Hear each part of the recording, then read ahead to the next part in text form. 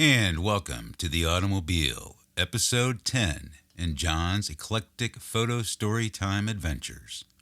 John had not intended to go out so late that night.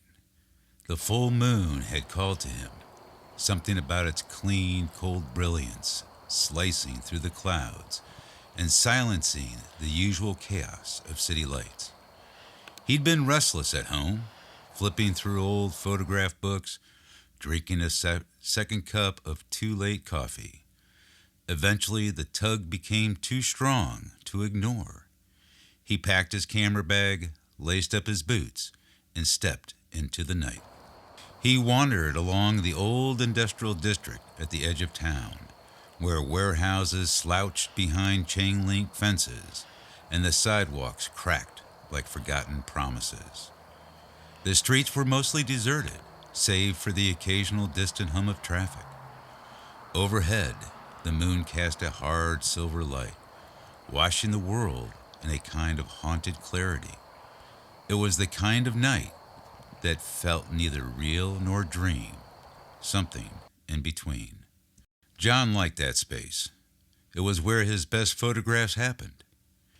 He walked for nearly an hour, capturing quiet corners of the sleeping city, the rusted fire escape casting its shadow against a brick wall, the glow of a flickering neon sign in a window that had not opened in years. His breath fogged the air, the streets whispered. Then he turned the corner, and there it was, a scene so unexpected and surreal that he stopped in his tracks.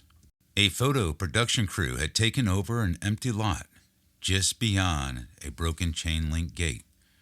The space was lit like a dream world.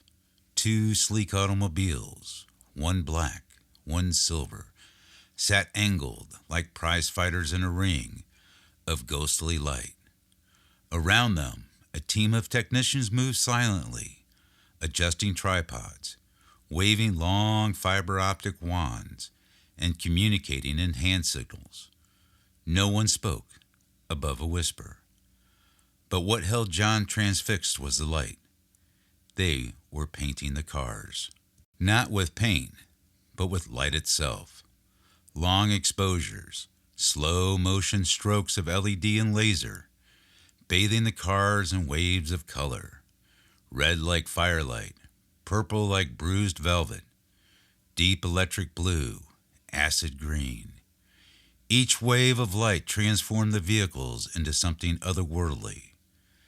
Then, just as quickly, the lights would shift, leaving only the clean, full moon silver light behind, like a canvas wiped clean. John slipped quietly closer, heart racing. He kept to the shadows, knowing instinctively that he was not part of this, not officially. But no one stopped him. The crew was too absorbed, too focused on their work. And besides, he had a camera too. He lifted it slowly and began to shoot, keeping his settings low and his breathing quieter still. The black car caught the first flourish of red light. It cascaded down the hood in ribbons, dancing across the chrome grille like wildfire. The long exposure caught the motion, turning a simple sedan into a liquid sculpture, molten, alive. The silver car followed, coated in violet, then green. When the technician swept the blue arc from hood to spoiler, the car looked submerged, like a fish gliding just beneath the surface of a neon sea. Behind the cars, the full moon sat perfectly aligned above the skeletal outlines of an old brick building. It cast long shadows across the lot, colliding with the artificial light in a strange, beautiful way. John was mesmerized. One technician wielded a light wand like a conductor, sketching patterns in midair.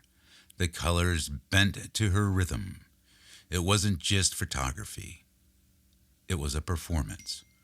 Art, ritual.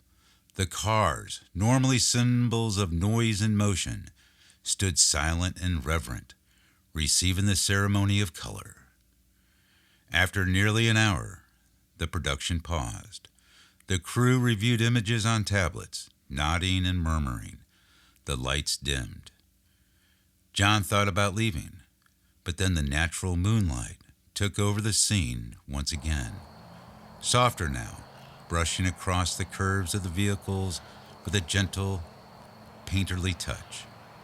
He stepped out just slightly, raised his camera, and took one final shot.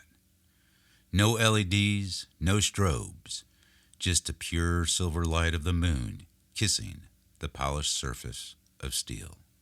John pressed the shutter button. Click. The shutter closed, and with it, the moment. Later that night, back in his apartment, John uploaded the photos.